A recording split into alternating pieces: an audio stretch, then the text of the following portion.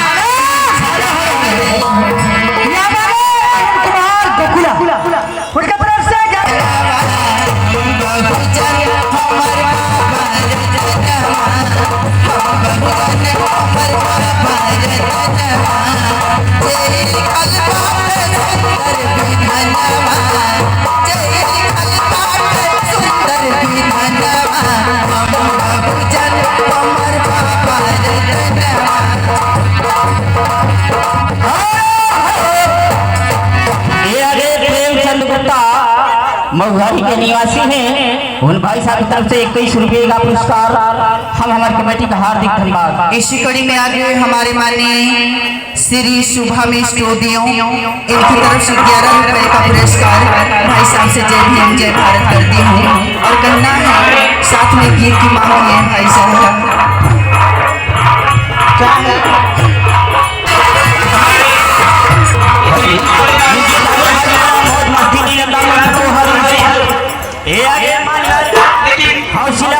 master भी हैं,